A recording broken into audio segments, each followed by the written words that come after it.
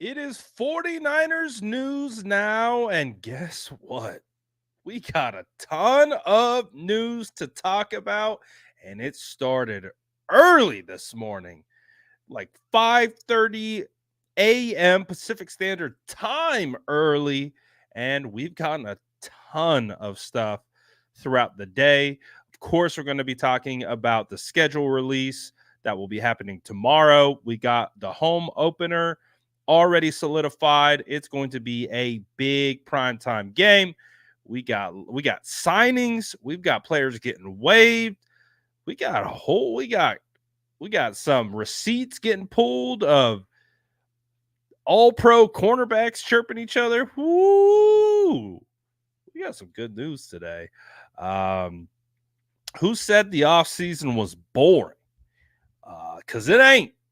There's always something with the San Francisco 49ers. So we're going to get into it all right now. But you guys already know what to do. Drop your SDS in the chat. Drop those bread emojis for the bread gang. And as always, smash that like button. And let's get into it all right now.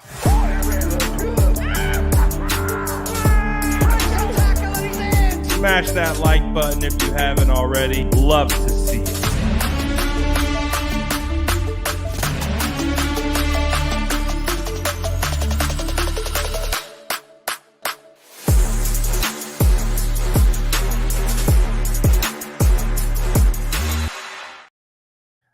Let's go. All right, we're gonna hop right into it. There's so much stuff that's went down today, so we're gonna hop right in. We're gonna get straight to it. No time for messing around. Let's talk about what's going on with the San Francisco 49ers right now. All right, as you guys have already heard, the 49ers are scheduled to play the New York Jets on Monday Night Football, home opener, season opener, week 1. Boy, there are going to be so many people watching this game. You got two of the biggest media markets in the world. Prime time, Monday night, no other competing games. 49ers, Jets, Aaron Rodgers versus Brock Purdy. Oh boy. I'm hyped, man. I'm turned up. I can't wait for this game. I'm already ready for this kickoff to happen. I don't want to wait a couple months for it to happen, but you already know the vibes. We're going to do what we do. Forever Faithful says, Beard. I finally caught a live. SDS, shout out Forever Faithful. Glad you're checking in. Mr. Mumble says, ASDS, let's go. You know the dang vibes. James says, Cali born and raised, now residing in Jersey. Niners fan for life. Love to see it. Shout out all the SDS hopping in here. Happy Tuesday to you as well. It's been a pretty good Tuesday so far. I like it. We got Aaron Rodgers versus Brock Purdy. Oh, boy. Now, obviously,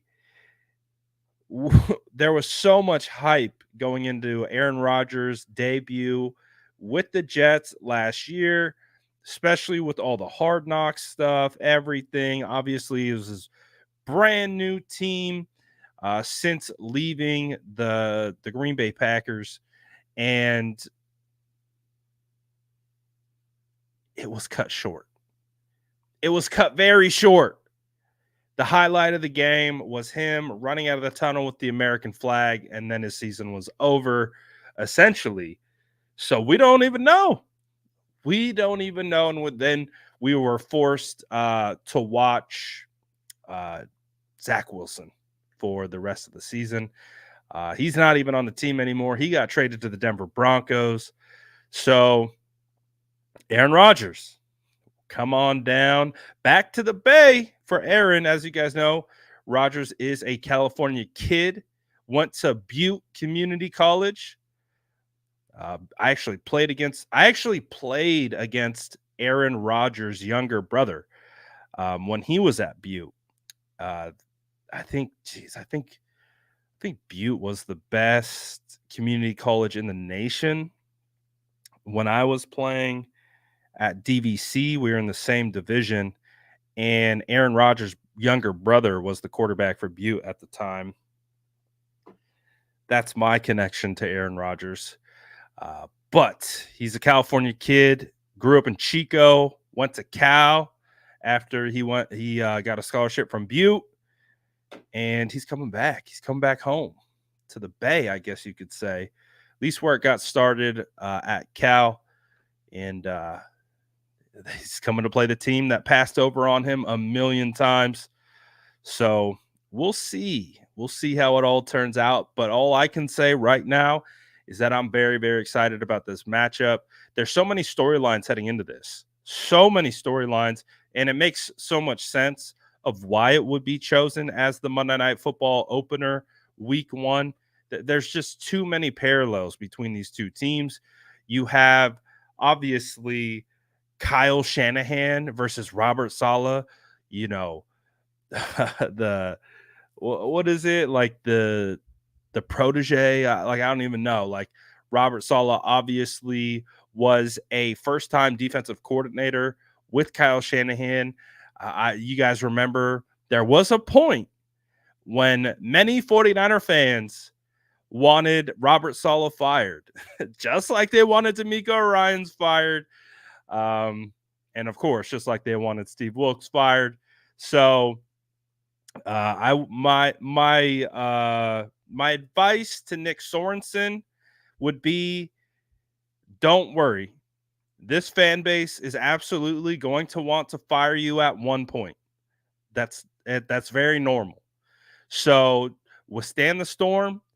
Uh, do what you need to do. Make sure this defense is good to go and ready to compete. And don't worry when half the fan base wants to fire you. They've wanted to fire every DC that has been with the Niners since Saleh came to town. But obviously, Saleh and the 49ers defense in 2019 was so good. And he was able to leverage that job into the head coaching job with the New York Jets. And he hasn't turned back since. And so when you look at obviously Robert Saleh as the head coach, you also have other players like the 49ers first draft pick of Kyle Shanahan and John Lynch's tenure with the San Francisco 49ers. Solomon Thomas, he'll be on that team. Along with the 49ers' other first round defensive lineman, Javon Kinlaw.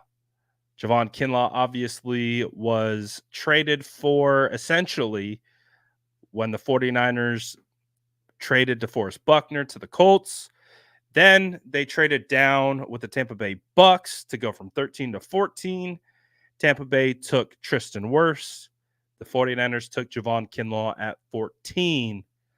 And unfortunately, Kinlaw had a really good year last year. Really, really good year last year. It was his first time being fully healthy for an entire season. Played every single game, and you really saw him kind of come into his own as a result. Unfortunately for the 49ers, they didn't retain him or weren't able to retain him. And I feel like Javon Kinlaw is gonna go a little crazy against us in that first game back. He's gonna be in terror mode, straight up revenge mode for Kinlaw when the 49ers face off against him against the Jets. But of course, we have others as well. 49ers legend Isaiah Oliver. This was, rumored to be a Steve Wilkes hire when Steve Wilkes came on board. Isaiah Oliver was slotted to be the nickel cornerback, which is exactly what he was. Deommodore Lenoir was on the outside full time. And then as the weeks progressed, Isaiah Oliver got picked on more and more and more. And it got to the point where the 49ers straight up benched Isaiah Oliver for the entirety of the season when they had no cornerbacks. So it was basically Mooney Ward, Diamador Lenore. They had to basically play Diamador on the outside, shift him on the inside when they went into nickel, brought in Ambry Thomas, brought in whoever would fill in. So definitely not a strong tenure for Isaiah Oliver with his time. So if he wants to start for the Jets, I'm for it. Let's see it. Put him out there. This one still kind of hurts a little bit for sure. I remember the day the 49ers cut DJ Reed, and I was like, what did they do? I was like, wait a second. The 49ers cut DJ Reed? I was like, why? I was like, he's played pretty well for us, and it felt like there was a bigger role for him to be had.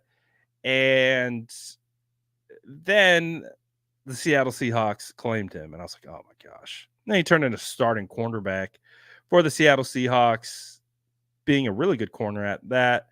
And now he's over there with the Jets as well in that same role. So the 49ers will be facing off against familiar face DJ Reed. Marcelino McCray Ball at one point I thought was a ascending player with the San Francisco 49ers. His rookie training camp and his rookie preseason was phenomenal. He ended up being on the practice squad for his entire rookie season, but I thought he was going to be one of the biggest risers in training camp from year 1 to year 2, and it just didn't come to fruition, and the 49ers ultimately cut him as a result, but he's over there with the Jets as well. So, there's a lot of ties. And then, as we know, not only that, we talked about the defensive coordinator a little bit earlier, but the 49ers tried to get their defensive coordinator. They tried to get Jeff Ulbrich, former 49ers linebacker, now current Jets defensive coordinator. The 49ers were like, hey, Saleh, let us get Ulbrich. And Saleh's like, are you insane? Why would I give you my defensive coordinator? What was it, like in the middle of February when all the coaching staffs have been built and hired? Like, why would I give you my DC and then have to go hire someone else? So that's another interesting element to this. Do you guys remember when Kyle Shanahan tried to trade for Aaron Rodgers? That's another interesting element to this. Obviously, that was when Rodgers was still with the Packers. But on the day of the draft, when the 49ers had already traded. Oh, whoa. Breaking news. Hold on. Whoop. Breaking news. The Super Bowl rematch between the Chiefs and 49ers will be week 7, October 25th. This is per Jordan Schultz. Oh boy, breaking news on the stream. We are going to have the Super Bowl rematch week 7. Chiefs, Niners, and it does appear to be it's not a primetime game. It's a 1:25 start time. It looks like on a Sunday. So that's interesting. Not a primetime game for 49ers versus Chiefs. Week 7? That's kind of surprising. But we got some news. Let me try. I got to make a post really quickly here. I got to make a post, and then we'll do a little bit more reaction to it. So again, if you're just joining us right now, it was just announced Super Bowl rematch between 49ers and Chiefs. I believe that game is at home as well.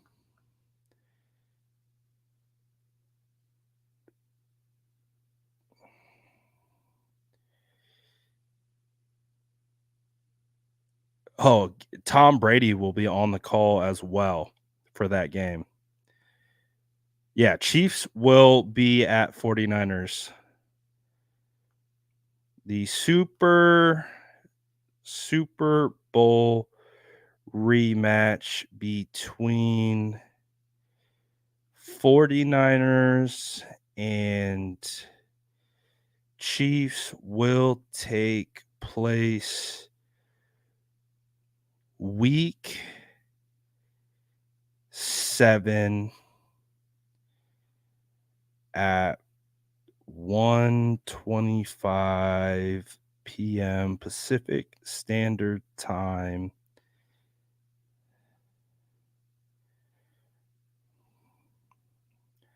at Levi's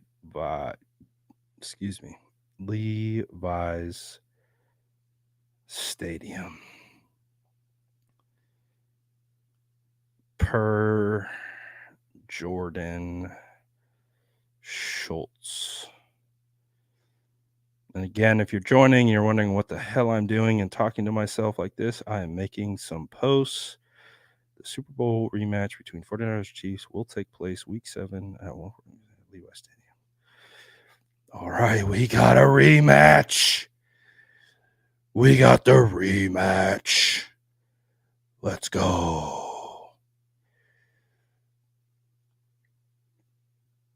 God, we got to beat these sons of guns, man. I can't stand for another loss at the hands of the Chiefs. All right, the date, the save the date. Hold on. Load up. Of course.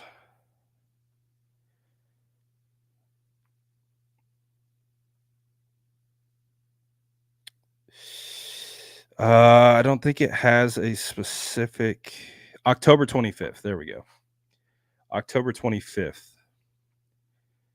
is when it goes down. All right. Perfect time. 49ers news drops when we are doing 49ers news. Let's go. All right, I'm going to do a little recap, kind of reset this. Bear with me 1 second. As you guys know, when news drops while we're live, I got to multitask like a son of a gun because we got to get posted to IG, Twitter, Facebook. Got to get up on all the socials.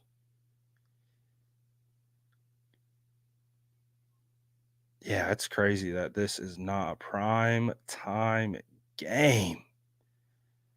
Wow.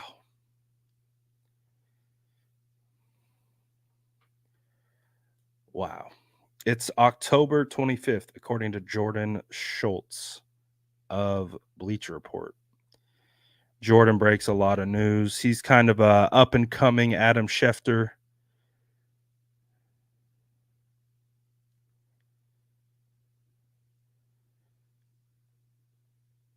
But yeah, no prime time is.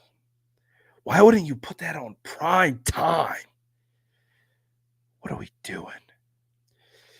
All right. So I'm going to do a little reset so I can make a little video for the channel. You guys know the vibes. You know the vibes. Because I'm live, I got to do it on one take. Let's go. All right.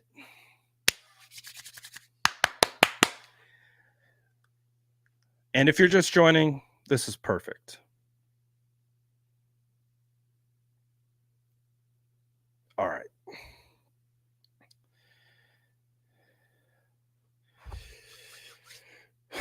Ready? Let's go. We have some breaking news. That's the San Francisco 49ers Super Bowl rematch with the Chiefs has officially been leaked by Jordan Schultz of Bleacher Report. We already heard earlier in the day when the San Francisco 49ers will be opening week 1 against the New York Jets on Monday Night Football, but we now have the Super Bowl rematch, and this game will be taking place on October 25th, which falls on week 7, and this game will air at 1:25 p.m. Pacific Standard Time. I think one of the first things to take away that kind of jumps out at this news is that it's not a primetime game. You would think a Super Bowl rematch between Brock Purdy, Patrick Mahomes, when you look at the Super Bowl, I mean, it was a phenomenal game regardless of the outcome for the 49ers. Went into overtime. It really was an electric game if you take your 49ers fandom out of it. But outside of that, I think that's the biggest surprise. Where's the primetime action? And again, this will be a home game for the 49ers. Chiefs will be traveling to the Bay. And interesting, on the call will be Tom Brady. So Tom Brady will be entering the booth this year for the first time. And he'll be commentating on these games, and he'll be covering this one. So we're going to probably get a couple more leaks, as tomorrow is the big day for the schedule release. But so far, 49ers know they got 2 big games. Again, one of them being Monday Night Football week 1 home opener against Aaron Rodgers and the Jets. And then we now know week 7, Kansas City Chiefs coming to Levi's Stadium for the Super Bowl rematch, obviously. If you're a San Francisco 49er fan, you are looking for much, much, much better outcome. A little bit of revenge, little bit of, you know what the Chiefs, Patrick Mahomes, just can't get by him. Just can't get by those Chiefs.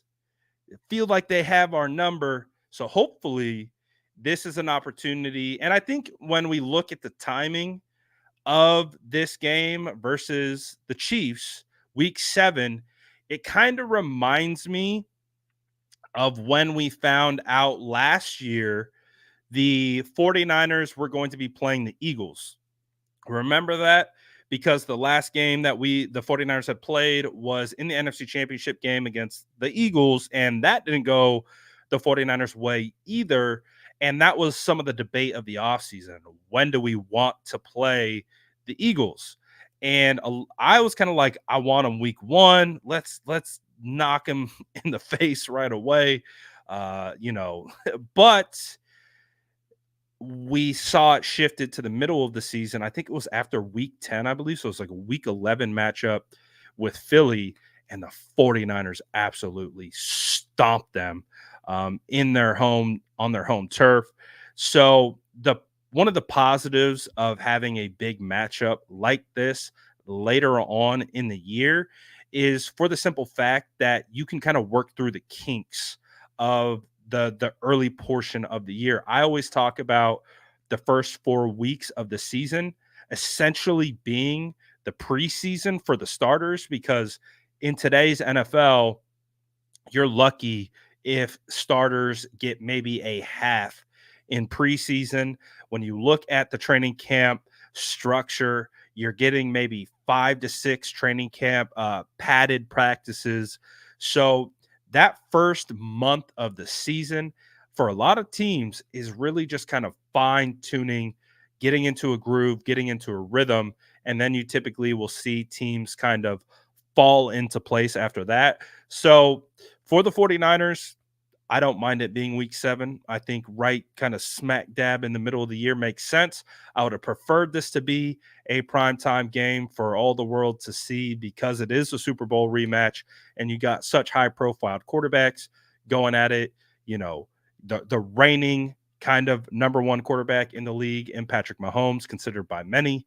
And you have the hot up and coming Brock Purdy nipping at his heels to kind of take over the crown. But overall, I like the placement of the game. I think, I think it's a good spot to be.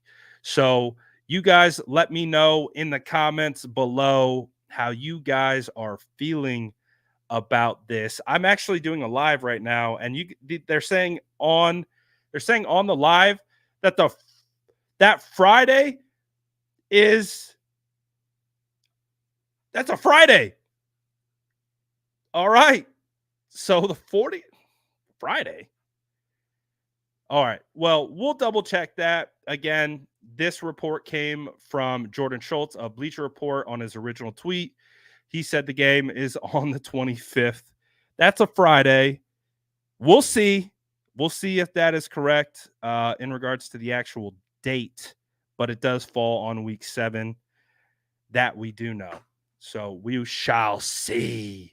Let me know what you guys think about the 49ers playing Chiefs week 7. Let me know what you guys think about what the best game on the schedule is going to be in 2024. Let me know in the comments below. And as always, make sure to like and subscribe for more updates.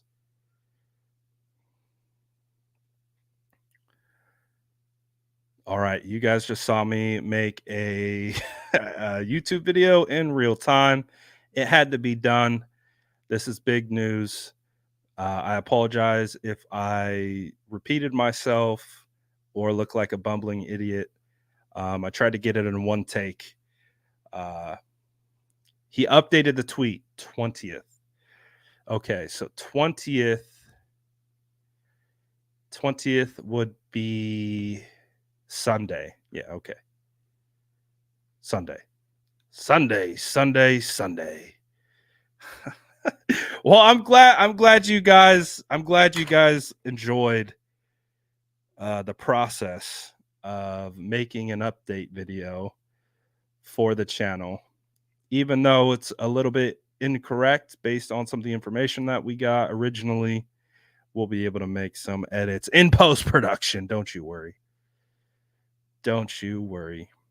All right, so let's react. I haven't really been able to check the chat all that much. So let's reset it. I want to get your guys' reactions to it. You kind of just obviously heard how I feel about this. What do you guys feel about the 49ers getting their Super Bowl rematch week 7? What do you think about the timing of it? What do you think about it not being a primetime game? Let me know in the chat. Get your comments in here so I can get this quickly edited and posted.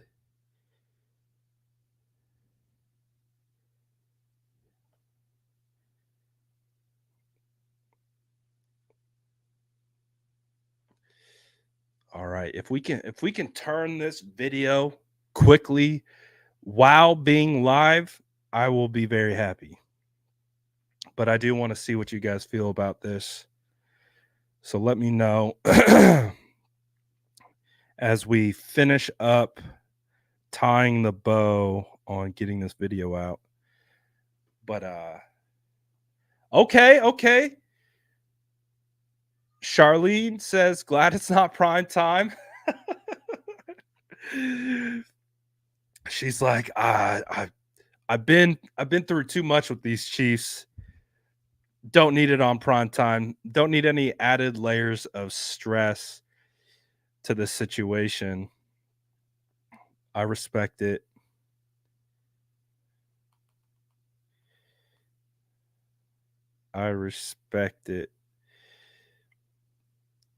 Okay, almost done. 49ers Super Bowl rematch with Chiefs has been officially leaked. Fire emoji.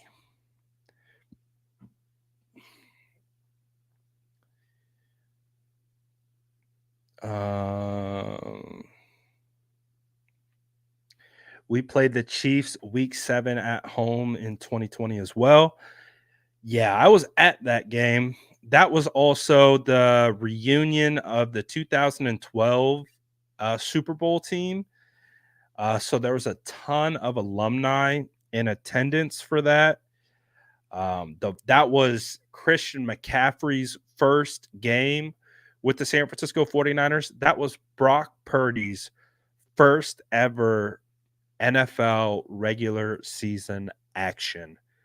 Uh, and I remember watching Brock come in garbage time because the 49ers got absolutely boat raced. And, you know, Brock comes in and he's kind of like little running around like zip. I was like, dang, he's got some zip on. Like, he's got some zip to it. He had some zip. He showed signs. Now he did throw an interception in that first outing, but again, he was just trying to make plays when the game was obviously over. So, uh, yeah, this game, there's a lot of excitement because, of course, the fact that Christian McCaffrey got traded for on that Friday or Thursday night, was in the building on Friday and was starting on Sunday against the Chiefs was crazy. That was definitely a whirlwind type experience. But that's when Jimmy Garoppolo was still the quarterback, and Jimmy did not have a particularly good game, nor did the defense. That was the game where Mecole Hardman, I think, scored 3 touchdowns on end arounds. Like it was crazy. It was close at halftime, and then after that,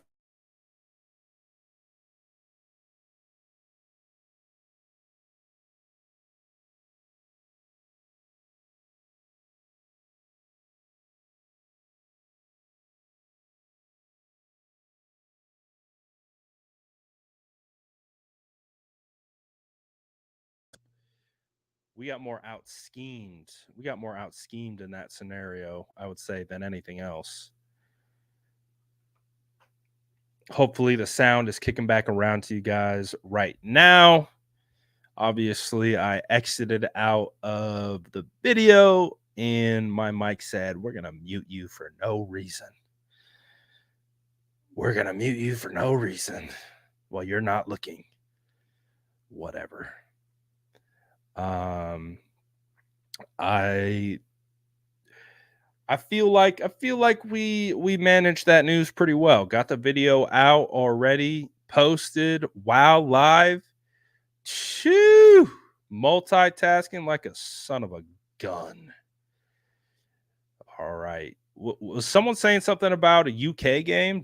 Is it like is it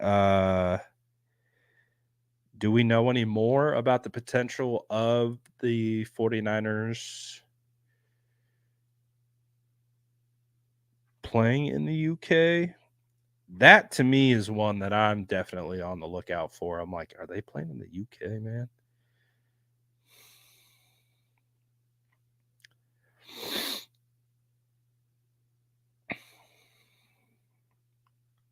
Oh, we got a super chat. Why isn't it even showing? Geeker says, how can we secure tickets for next season? Um, I guess I would say I would check Ticketmaster first of all. Um, I I don't I feel like if you buy tickets right now though, you're buying them at the most expensive price. I could be wrong. Um, I don't know if that's me, just me, but like I literally will get my tickets sometimes on the way to the game because I just wait for them to drop. I try to get them at the cheapest possible price. So I literally wait. Uh, but if I'm not saying you have to do that. I know a lot of people like to get their tickets, get it out the way. They can start planning their trips. They can start planning their vacations. A lot of people come from out of town and do different things. So I'm obviously local. So that's how I manage it. But I would imagine you could go on Ticketmaster. Someone in the chat is saying Game Time app. Maybe Tick Pick. Try Tick Pick. Shout out Tick Pick, one of the SF Niners phenomenal sponsors. So check that out.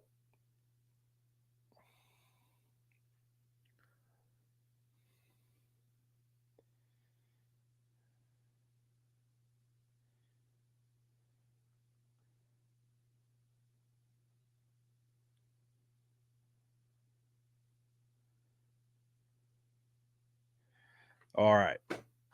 Okay, so we've already talked about the Jets schedule or the Monday Night Football game, week 1, home opener, Jets. We just reacted to 49ers Super Bowl rematch against the Chiefs being announced while on stream. And we'll go to our next thing. What timing is best to buy tickets? I like to wait. I like to wait until, because also too, like, things happen, like injuries happen. Like if Patrick Mahomes were to get injured, the tickets would be cheaper closer to the game. Like if he wasn't playing in that game, I'm not even going to invoke a 49ers player's name, but let's say like Patrick Mahomes gets hurt and he's not playing in this game, and you're seeing a backup quarterback. I would imagine the prices will drop. So it's amazing how much these ticket prices fluctuate. It's actually low key wild what I paid for regular season tickets versus what I paid for playoff tickets. Whoo! Boy, they're having fun over there printing money.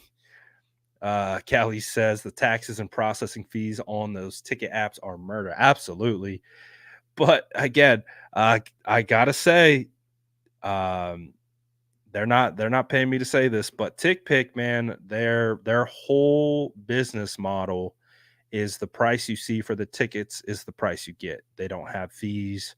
They don't tack anything on. It's like the price you see on the ticket, you add it to the cart, you purchase, that's the price you're paying.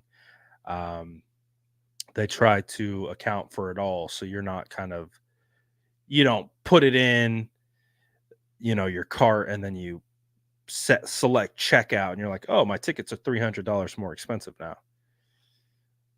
You know what I mean? Okay. Welcome, Jimmy Page. Welcome. Come on in. Hang around. We'll see you week 1 at Levi Stadium. Oh, is that your car on that profile pic? I hope so. I hope you're that much of a diehard Jet fan, that that's your car. Probably not though, but still, welcome. Sit on down, enjoy what 49ers content creation is like. I don't know what the Jets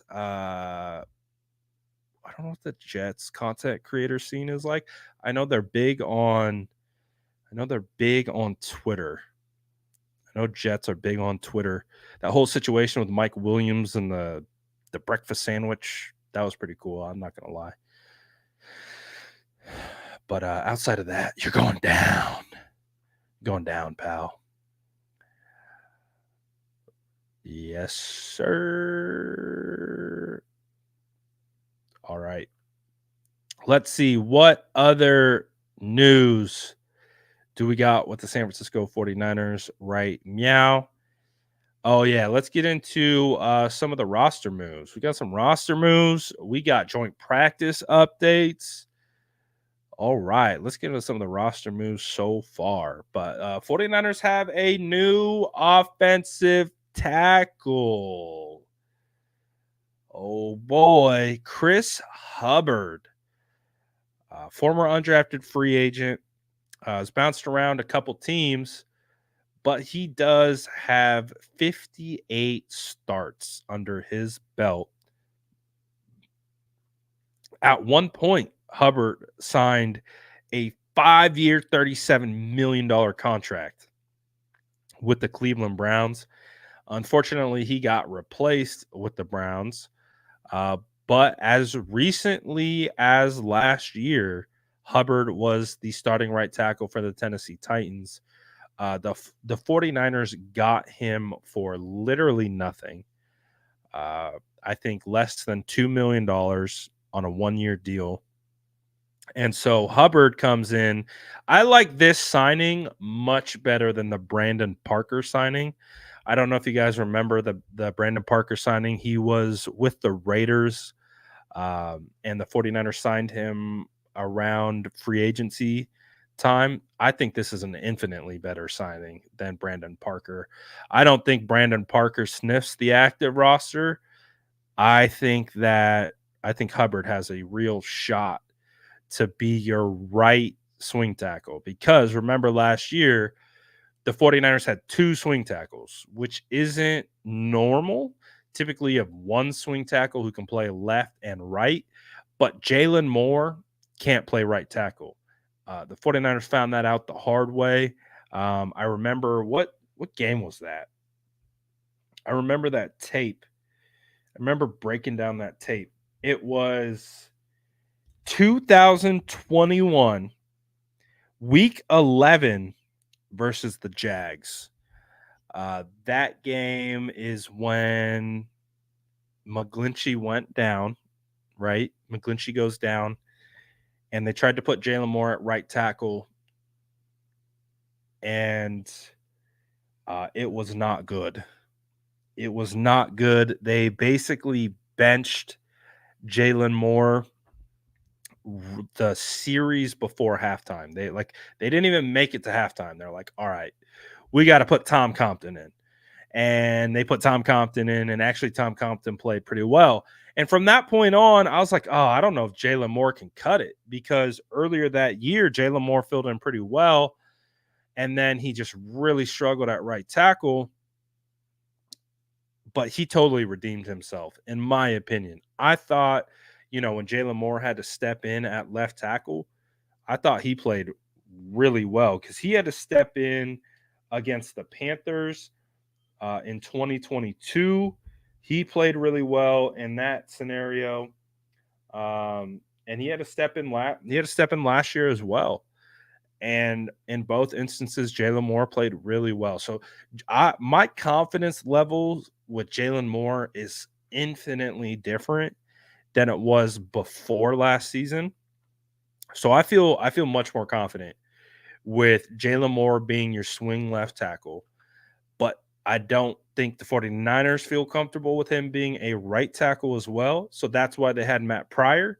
Matt Pryor is now with the Chicago Bears. Hubbard, to me, has a much better shot at being the right swing tackle than Brandon Parker. I'm not an early fan of the Brandon Parker signing, but we'll see when we get into training camp. That could change in a hurry. But so far, I like this move. Like, for what it is, for him being signed on May 14th for less than $2 million with 58 starts under his belt, doesn't mean he's the best offensive lineman in the world, uh, or even a starting caliber offensive lineman right now. But just based on being 33, just being older. But you understand the fact that you are getting a guy who has experience. He's been out here, he's done it. So I think that's a positive sign. I would say that right now, just based on resume alone, that he has a good shot at potentially being your swing tackle. So we'll see how it goes. Geeker says, at the 49ers rematch, KC in the Super Bowl, would you go?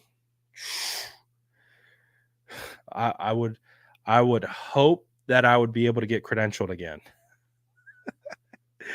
I'm so I'm so thankful and just blessed that I did not have to pay to go to the Super Bowl last year. I was credentialed. That was like my first NFL game credentialed was the Super Bowl.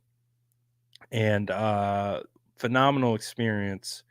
The outcome sucked, but everything else about it was great.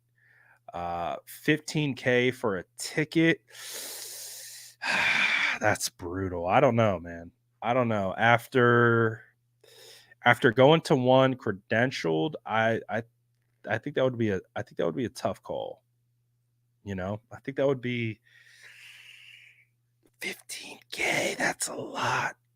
But I'd also absolutely hate not to be in the building when the 49ers uh, finally get it done. So, but I was prepared last year. Like, if I wasn't able to get credentialed for the Super Bowl, I was prepared to pay. I was. Um, After the fact, like I was definitely hurt by the loss, but man, if I had to pay 15K and deal with that loss, whoo, whoo, whoo, boy, I don't know how I would recover from that. So, thank you for allowing me to be credentialed to that game, because if I had to spend 15K and deal with the loss,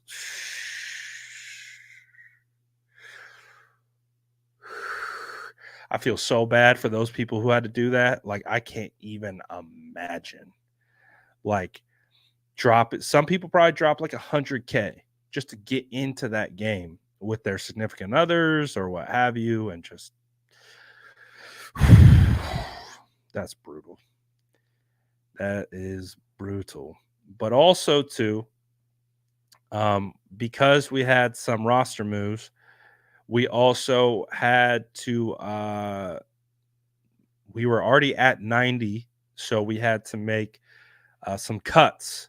So the 49ers had to waive these two players, Ernest Jones, who they signed in February, and then Corey Luciano, who's an undrafted free agent out of Washington last year. He appeared in 2 games, but he was a practice squad player for the entirety of the year. And I'm not surprised that they cut a center, because currently they have 4 million centers on the roster right now. We've talked about the center depth currently on this roster. It's pretty deep. Like, they brought in, I mean, just via the draft, I do think Puni could absolutely be coming in to compete at center. So if, let's say, we're calling Dominic a center, just via like who they drafted and signed in undrafted free agency, they brought in 4 centers. Drake Nugent's a center, Bryson Mays is a center, Jarrett Kingston looks like a center to me, and Dominic Puni looks like he could be a potential dark horse candidate um, to maybe steal that center spot. Dominic is going to be on the hunt trying to steal someone's spot, whether it's Aaron Bakes, Jake Brendel, Feliciano Burford. He's coming for one of those guys' spots. That's his goal, is to take one of those. Wait, is this true? Is this true? Are sources true? Can't play with me. Can't play with me.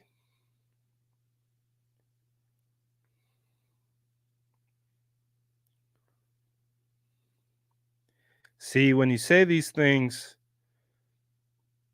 you force me to drop everything that I'm doing and go straight to Twitter. So far, I see nothing.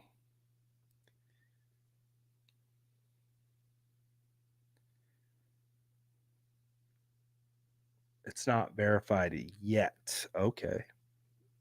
Okay. I think it's going to happen though. I think the writing's on the wall. I think the writing's on the wall. Callie, bro, I'm I have smoke asphyxiation from this off season. But this is my tinfoil hat theory is the 49ers had, and I don't know if Paul might be in the chat, our resident UK 49er fan. But the 49ers had a watch party in the UK last year. Joe Staley literally went out to the UK. Like, there's definitely a coordinated effort by the 49ers to develop 49er fandom in the UK. So, if you think about it from a planning standpoint, you would want to build hype, especially. I think they had more than just a UK watch party. I think they had more than one. I could be wrong. But still, uh oh, maybe Gabby even knows. Um but still, they had quite the presence, and it would make sense. If it was a Super Bowl watch party, that's a little different. I thought it was regular season. That kind of destroys my theory, which is fine. I'm all fine with facts being presented and destroying my tinfoil hat theories, but I don't know. They had a few. They had 4 watch parties. See, see what I'm talking about? You don't have 4 watch parties in London just for the heck of it. Smart. Smart. 49ers are the 49ers are expert marketers. They know exactly what they're doing. So when I heard that rumor, that was the first thing I thought of. I was like, "Oh, that makes sense why they were having so many watch parties in the UK, because they're building their base fan base, in that region, boots on the ground as best they can." Um, I know my guy Nick, who works for the 49ers, senior manager of fan engagement, was out there for some watch party games. Um, yeah, you're bringing Joe Staley out there, you're building a fan base abroad. So we'll see. We'll see what happens. But these are the two guys that got waived today. The 49ers have also they waived Spencer Wagee I think a week ago, and he got claimed by the Packers. So it'll be interesting to see if any of these guys get claimed. We'll figure that part out. Um, we'll figure that part out. But one of the things that I'm excited about, I think I'm excited about, is 49ers joint practices. So I I want to get more information on this. But according to Jim Duncan, who is affiliated with New Orleans in some sense, has reported that the 49ers and Saints will hold joint practices this year. Now, I love joint practices. I was able to attend the 49ers versus Vikings joint practices in Minnesota, and it was just a great experience because you were able to uh, go to someone else's facility. And I have to say, the Minnesota Vikings have phenomenal facilities. Phenomenal.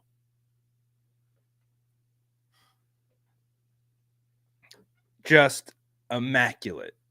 Brand new, just amazing, amazing facilities. So it was great. It was a great experience. My favorite part of it was I was able to film all practice. Whoo! I was cooking. I was getting so many highlights. from that practice. That was when Nick Bosa went absolutely crazy. And I remember going on 95.7 the game, and I was like, Nick Bosa looks like your defensive player of the year. I was like, that looks like a defensive player of the year right there. Guess who won defensive player of the year that year? Nick Bosa. So I love joint practices. I think joint practices it should be required.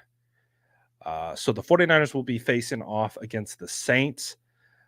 What I don't love about this, and I need to figure out more information on it, is they are apparently playing. They're apparently practicing at UC Irvine, which is interesting. The Los Angeles Rams, I'm looking up right now. I guess that's where the Rams have held training camp before. But I'm like, is that where are the 49ers going to be holding training camp at UC Irvine? You know what I'm saying? So, that's what I want to know. It's like, well, why, if they're coming to California, why would they go to all the way to UC Irvine for joint practices? Unless the 49ers are going to be getting out on the road to do a training camp away from their facility. So I wonder, are the 49ers going to go? Because typically they have training camp at their practice fields at Santa Clara. So the UC Irvine thing is throwing me off a little bit. I'm like, you guys going to go on the road? You going to be training camp on the road? Y'all better still have access or I'm going to be upset.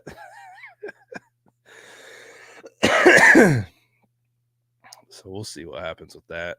But I do like the joint practices for sure. I think that's great. Geeker says 49ers versus Jets. Brock throws 99 yards, touchdown, and runs to the end zone. Flexes, discount double checks, points to Aaron on the bench and says, "We still own you." Dang.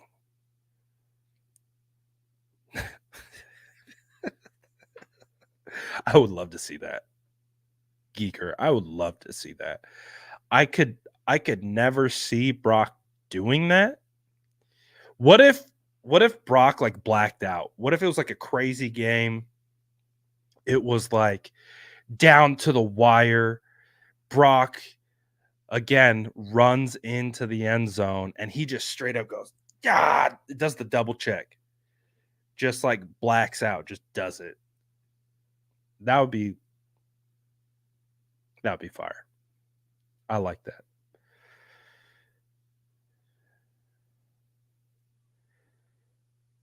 So we'll see. That would be hilarious though. But now I'm curious, where is training camp going to be? Is it going to be at UC Irvine? It's got me thinking about it.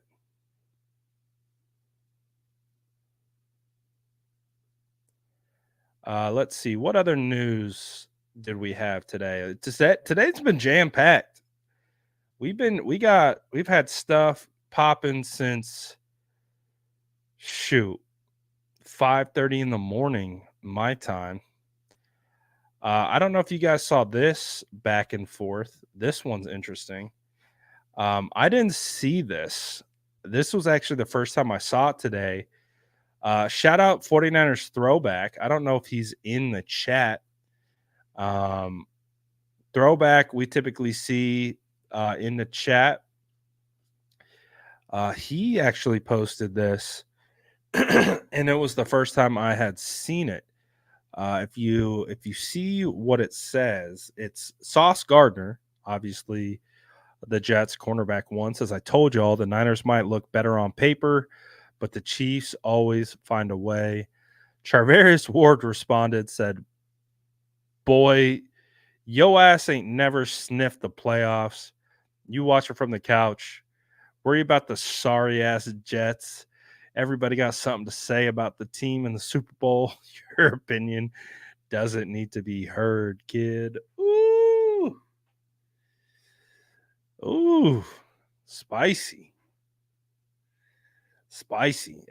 Everyone's dropping a diss track these days, but apparently this was after the Super Bowl, when everyone was, of course, clapping back. Uh, ooh, thank you for this. Saints are hosting us at their training camp in Irvine. Thank you. Game will be played at Levi's, per David Bonilla of 49ers Web Zone. Thank you for that clarification. That makes me feel much better. So it's the Saints are putting it on. That makes me feel better about that whole situation. All right. That's good. That's great. Thank you for that update, Niner Cali boy. I appreciate that.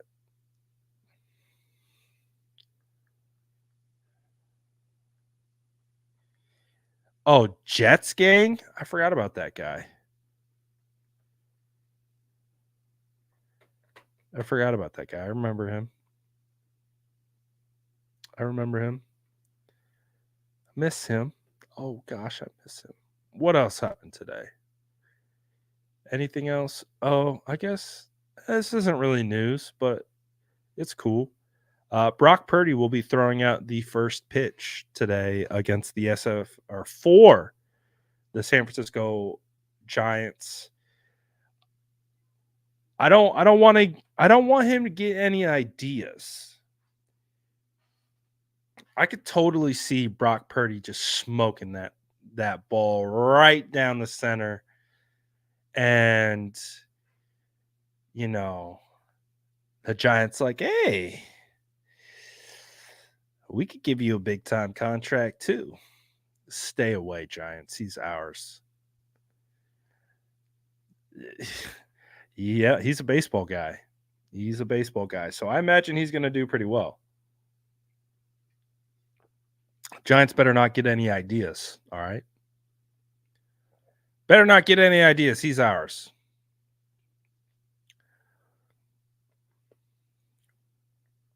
Is Purdy worth 60 million? I'm assuming you're asking, is Brock Purdy worth $60 million a year? I assume is the question. And I assume that this stems from the Jared Goff conversation from yesterday, where Jared Goff is getting paid, what is it, $53 million per year on average, right? Uh, so is he worth 60 million? I would say he's worth what the market dictates. That's really what it comes down to. Um, I don't think the market value will be set at 60 million by the time he's ready to sign. Um, but obviously we're in the ballpark. We're in the ballpark of that area, but I don't think we're quite there. I don't think we're quite there yet. I absolutely do think Brock Purdy will be a top 5 quarterback in regards to what he gets paid. Dude, Jared Goff got so much money. I think Jared Goff got like 175 million guaranteed over the first 2 years. Like typically when you see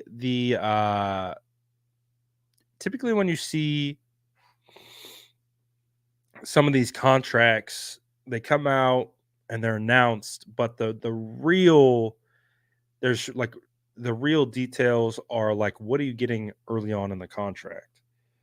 Like, again, when you look at Debo Samuel's deal, he's got multiple years left on his deal, but the guaranteed money runs out after this year. Like Jared Goff got cashed out. They did not get a discount on Jared Goff. He got paid. Uh Crazy. Do I see us moving from 21 personnel to run more through wide? We actually did. We actually talked about this yesterday on yesterday's live Gav, where I spent a lot of time on this because of kind of the way that the tight end room was built out. It was kind of sparked by Ross Dwelly signing with the Falcons. When you look at their tight end room, it's not typical of how Kyle has built out his tight end room. So for me, you think about, all right, well, they took Ricky Pearsall in the first, they took Jacob Cowing, Brandon Ayuk's going to get paid, and you got Debo and Juwan. I'm like, and we had a conversation about how when we watched the 49ers offense operate, it did feel like they were throwing more. They were relying on Brock a little bit more. And so we were talking about yesterday how it does feel like they are evolving. It feels like Kyle is going to be in the lab this summer cooking up how he can get the ball into Brock's hands more. And I really do think they want to become more balanced. They have typically been run heavy. And when you have Christian McCaffrey, of course, you're going to be run heavy. But it does feel like they've been trying to be more balanced, and they could absolutely spread it out. Brock has the ability to read defenses and get the ball to where it needs to be. So they could absolutely implement more of a vertical passing game, I think, this offseason. So I think I think you have to look at Brock too as part of kind of like he's still developing as well. And I don't even think last year was indicative of his full potential, even though he was an MVP candidate. I think he has room to improve and get better in multiple different facets of his game. And as a result of that, I think Kyle's going to have more confidence to give him that responsibility to throw the ball more, to spread it out more, to be more aggressive downfield. And that should actually open up the run game, in my opinion, a little bit more. Take some of the pressure off CMC. I think Brock is ready to shoulder more responsibilities of the offense, and at least from a throwing perspective. And I could absolutely see them throwing a lot more this season. We talked about it. Someone asked me what I envision Brock throwing next year. I said if Brock plays all 17 games, he's for sure throwing for 4,500 yards. And I said if he played in 85% of the fourth quarters, like, because we know that, I was saying 85% of the fourth quarters he plays in are competitive, because one of the trends that we saw last year is the 49ers were going into the fourth just absolutely blowing out multiple teams. So they didn't have to pass. They were just running down clock. If Brock is finding himself in competitive games where he is still having to throw the ball in 85% of the fourth quarter that he plays next year, on top of playing all 17 games, I think he goes for over 4,700. And then I think you can even extrapolate that even further and say that there is a real possibility that Brock could crack 5K.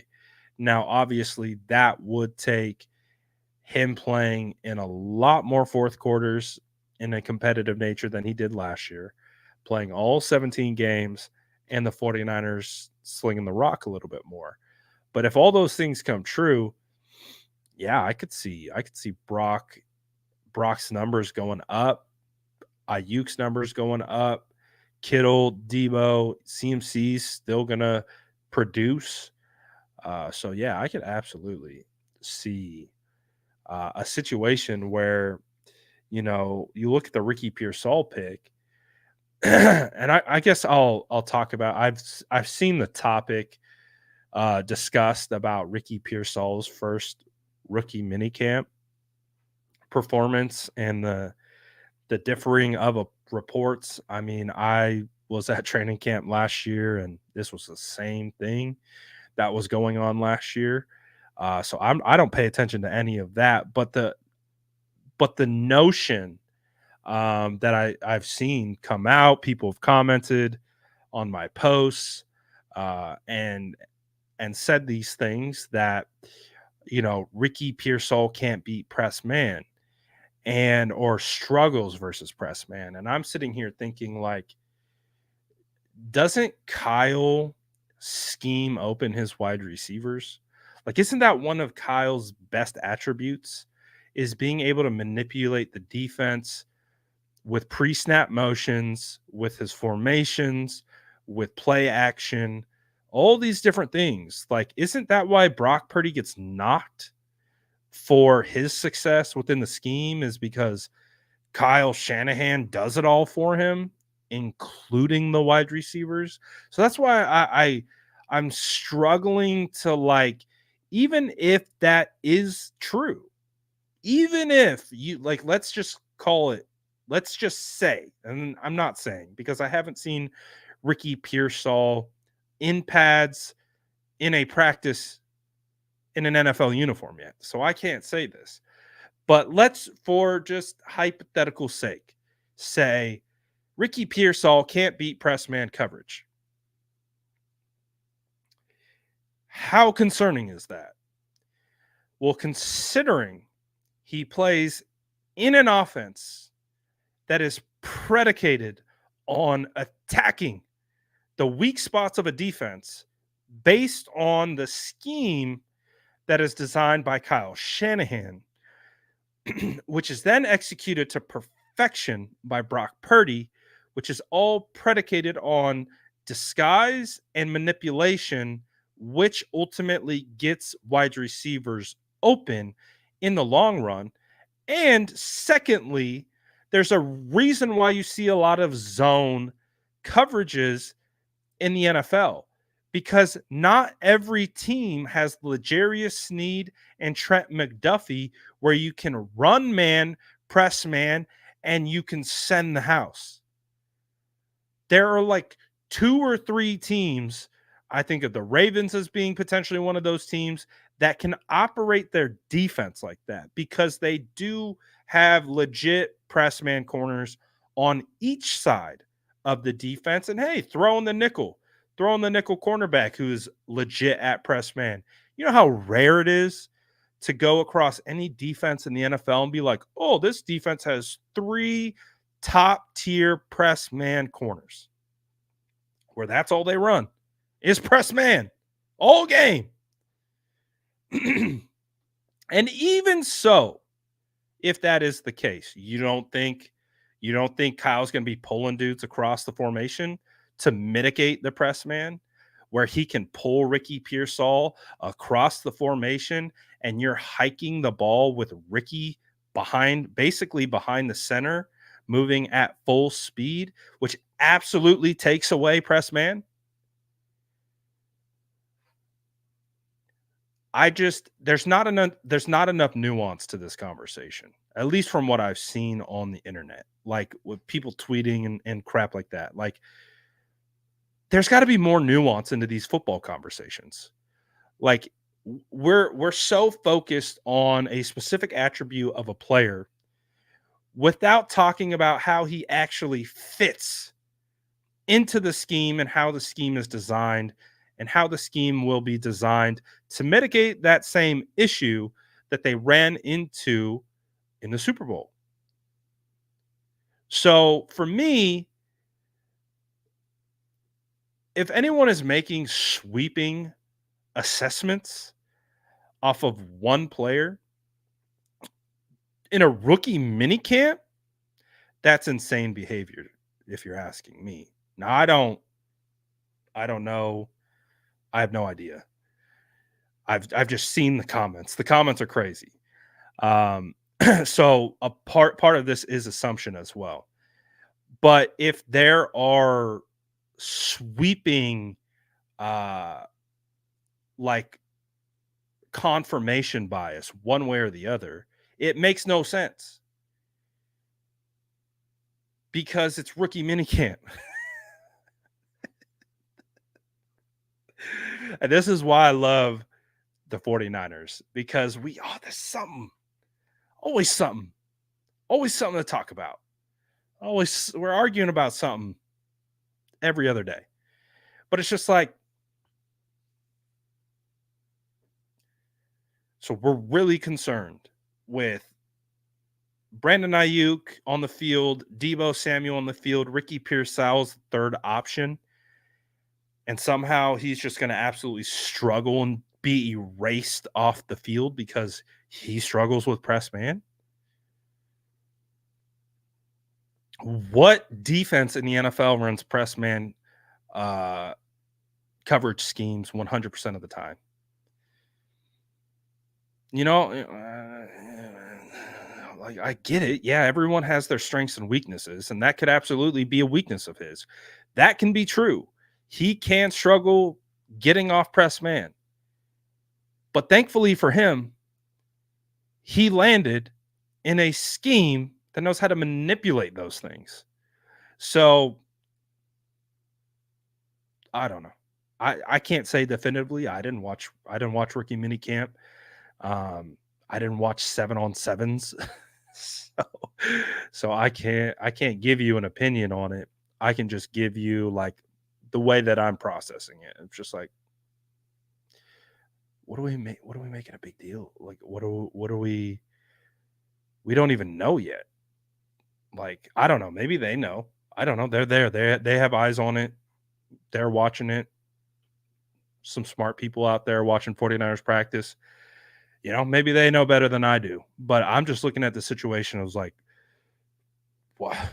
How can we be arguing about something at rookie minicamp over a wide receiver? No pads? No pads. No pads. I'm gonna probably have to do a training camp primer video of what matters in practice and what doesn't matter in practice. What matters with padded practices, what matters with unpadded practices. There's two variables to how to judge NFL practices when they have pads and when they don't have pads. So yeah, I don't know. I don't know. I can't give you a definitive opinion one way or the other. I can only use my football logic to try to make it make sense, if that makes sense. So, but guess what? The beauty is we're all going to get eyes on not too long from now. So, uh, and we've seen a lot of things come out of training camps, OTAs, and then when everyone gets the eyes on, it's like, okay, we really see what's going on, um, and that's just how it works. So until then, we get to speculate away. Because honestly, I don't even know who to like turn to. I'm like,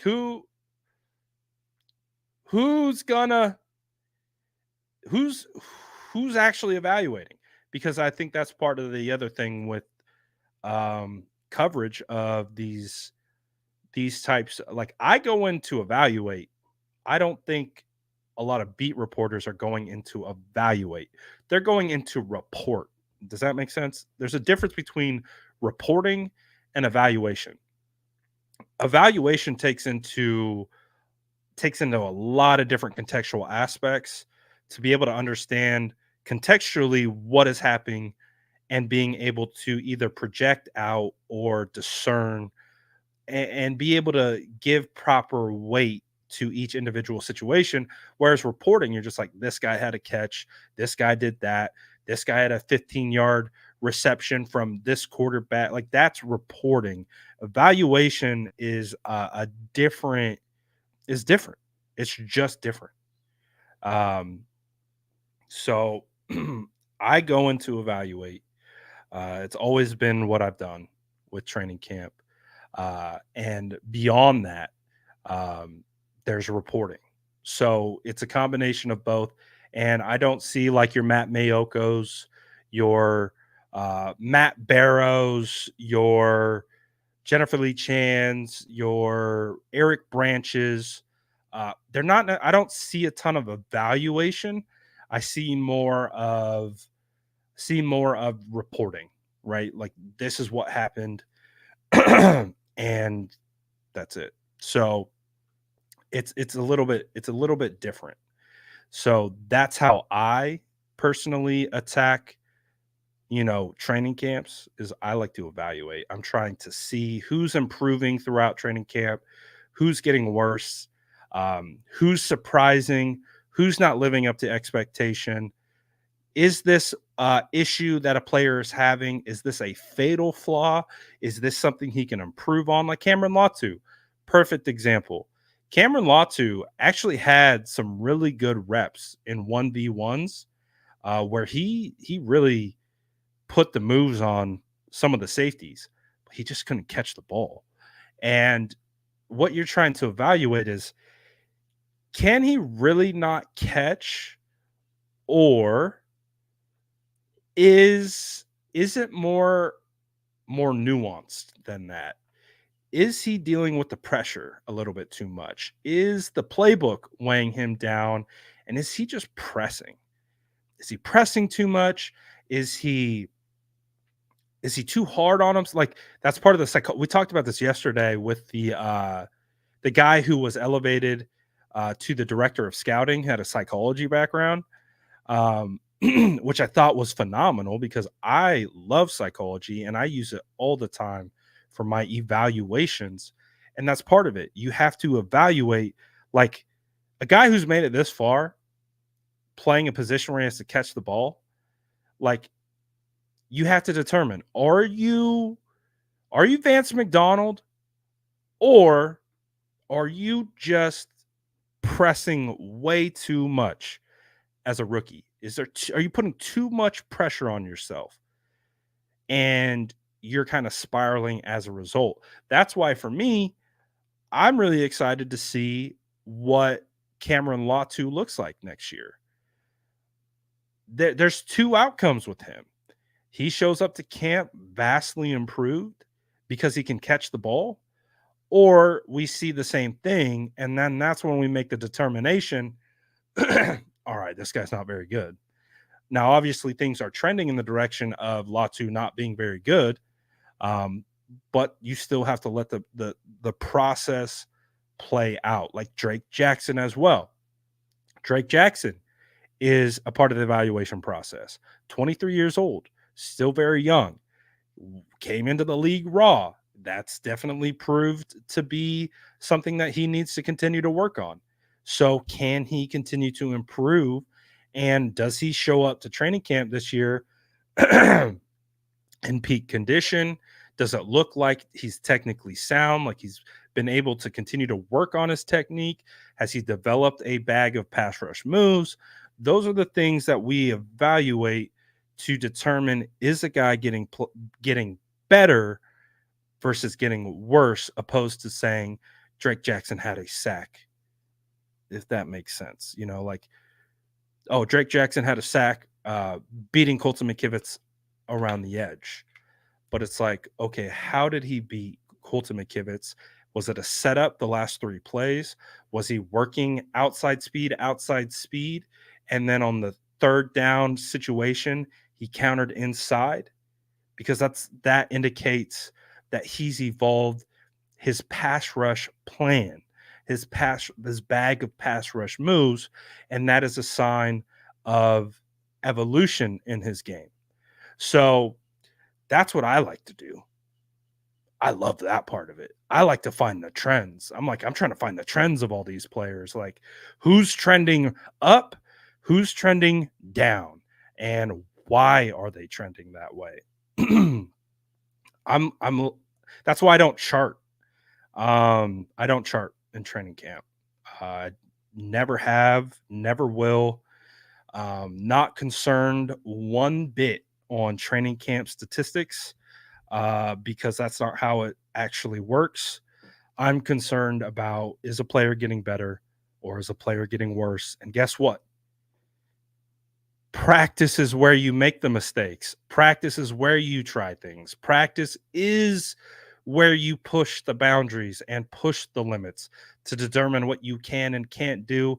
That is also a part of the evaluation as well. So that's what I like to do. I'm a big fan of that. That's my wheelhouse. I feel like that's where like I feel comfortable. I feel comfortable uh breaking down offensive line and defensive line play. I feel at home there. Uh, you know, so that's all. So I can't look at it one way or the other. Bobby says, I mean, it is training camp. It's laid out for you to make mistakes and correct them. Shocking, right? Practice? We talking about practice? Yeah, we're arguing about practice. We're arguing about practice. Ethan, I will challenge you. I think the O line gets better. I do. I think we'll go. I think down the line, I think Trent is going to be Trent. He's going to be fine. Aaron Banks was hurt and he was in and out all year. He was dealing with a toe injury. He was dealing with a whole bunch of stuff. And he was in and out of the lineup all season. That that's not great. That's not great for an offensive lineman. So as long as Aaron Banks stays healthy, I expect Aaron Banks to take a step forward. Jake Brendel started out really hot. I thought Jake Brendel the first 2 weeks, I was like, hell yeah, Jake. He improved. Unfortunately, as the season kind of went on, it felt like there was a regression. So and I've said this, it's very interesting to me if Pooney was brought in to be a center, and is he coming in to compete with Brendel year one? That's why I'm very fascinated to see where Pooney lines up. Because when I look at this offensive line, I think Feliciano is going to be your day one starter in training camp because he's earned it, just like he earned the start throughout the playoffs. So I'm not concerned about Jonathan Feliciano in one sense. In my opinion, the offensive line started playing better when Feliciano was inserted because they got more consistent. And again, consistency isn't sexy for offensive line play. Like, your average fan doesn't look at consistency up front between all five guys and be like, "Oh yeah, that's that's what I'm talking about." You want to see pancakes. You want to see guys pulling out in front, blocking 40 yards downfield. That's like the highlight stuff. The stuff that I like is all five guys consistently doing their job, play in and play out. That's what I like because that's when the offense works the best. And so when Feliciano got plugged in, the offense started improving because he was a consistent piece that got plugged in, and then boom, the O line was playing consistently better. And not only was he like Feliciano a consistency component for himself, but it's also a consistent component for your right tackle. Your right tackle and your right guard, your left tackle and your left guard, those are like tag team duos. They are a team and they have to operate as a team. And if the guy on the inside of you is kind of hit or miss throughout the game, throughout the season, it can affect your game. But if you plug in a guy, think, and you know what he's going to do every single time, he's going to pick up every blitz, every stunt, you know exactly where he's going to be, you can play better as a tackle. That's what we saw. McKivitz played better with Feliciano in there. And again, that isn't even a shot at Burford either, because I think Burford has all the makings of being a phenomenal offensive lineman. He's just got to build up the consistency aspect of his game. That's been his issue since the beginning. It's probably why he split reps with Brunskill. It's just getting that consistency, that rhythm, that feel, understanding what you need to do, play in, play out. That builds consistency. He hasn't shown that he's quite there yet. So that's why Feliciano to me is going to be your right guard. And then Colton McKivitz. Does McKivitz get unfairly bashed? Absolutely, because he gave up 3 sacks week 1 with TJ Watt on an island. Nobody ever wants to talk about how Kyle Shanahan put Colton McKivitz in his first it wasn't his first start, but it was like his first start as a starter. Like, he was starting. He wasn't a rotational guy. He wasn't filling in. It was his first start as a starter. And people don't like to talk about that. Kyle put that man on an island with arguably the best defensive player in the NFL. And what do you expect to happen? He got 3 sacks. He's going to do that to pretty much anyone he goes up against who gets a one-on-one matchup in a 5-step drop situation. Do you want, like, you know what I mean? Like, I remember one of those sacks that TJ Watt got. It was a 5-step drop, and Colton was on an island with TJ Watt, and people were like, "Oh, Colton!" Like, bro, there's maybe like maybe 10 tackles in the league who could consistently stop TJ Watt on an island. Maybe 10. Maybe. And we're talking about a guy with his first start as a starter in this league, getting put on an island with TJ Watt. To me, that would have been more of like a, hey, Kyle, maybe we should throw a chip. Maybe we should throw a chip at TJ Watt. You know, like what every offense does to Nick Bosa. They throw the tight end out there. Tight end gives them a little pop. You know, or they throw a wide receiver out there. Wide receiver gives them a little pop, forces the DN to go more squared up on the tackle, helps the tackle have to deal with inside-outside bull rush, and it makes the DN's moves more one-dimensional. We didn't get that from Colton McKivitz. Colton McKivitz was put on an island, and he struggled. And he struggled with pressures throughout the year. He gave up a bunch, but I do think he did get better throughout as the year progressed. And I think that Colton McKivitz will have a better season as long as he has a consistent running mate at right guard. I think though that 2 situation is crucial. Consistency between right guard, right tackle. I think that will make all the difference in the world. Colton McKivitz gets another year. I think that's huge. So, and again, like I could feel this heading into free agency. I could feel it heading into the draft. I said, I don't think the 49ers are going to sign any big name offensive linemen. Said that on this channel, said it on Twitter. I said, I don't think the 49ers are going to draft an offensive tackle at 31. Said it on Twitter, said it on this channel. I don't think the perceptions match of how the 49ers feel about him, how he actually played versus, how fans feel, which makes sense because offensive line play isn't something that the average fan, let alone some advanced football analysts, even know how to talk about properly well. So I think there's more middle ground in regards to Colton McKivitz and what he can do moving forward. One thing that I really like about what Colton McKivitz doing, and it might seem stupid, is he's doing Pilates right now. And I think that actually will benefit him in pass protection. The ability to bend, the ability to stay balanced.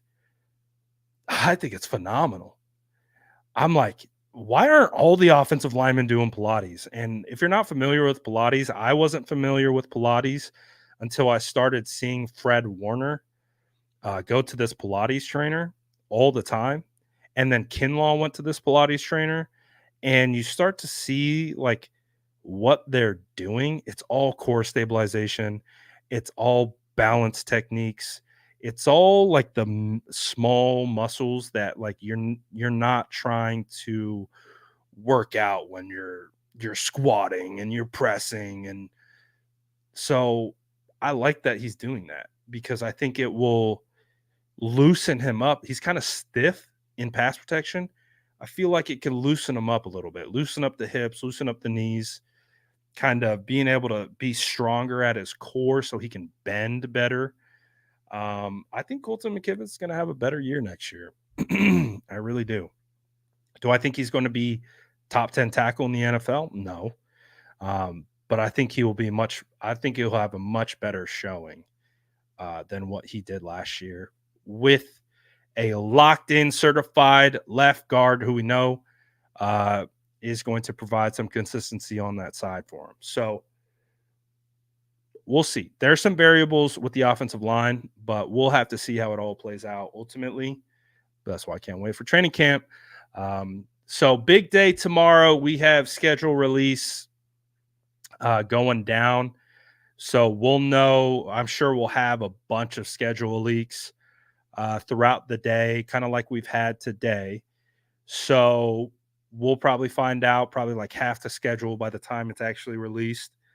I have an obligation to share, so I will. And then, of course, we'll do like we'll do the breakdown of the schedule, reaction, all that stuff. All that stuff we will do. So appreciate everyone for tapping in today. We went long today. I guess that's one of the benefits of actually going live at a decent time and not going live at like 6 o'clock. So more news dropping tomorrow. So make sure you guys got post notifications on. The second anything drops, you know I'm throwing it up. If we're live, we're throwing it up. So appreciate everyone as always tapping in. Smash that like button, grab your cookies, cat popping in on the way out. Appreciate all you guys. I'm out of here for now. See you tomorrow.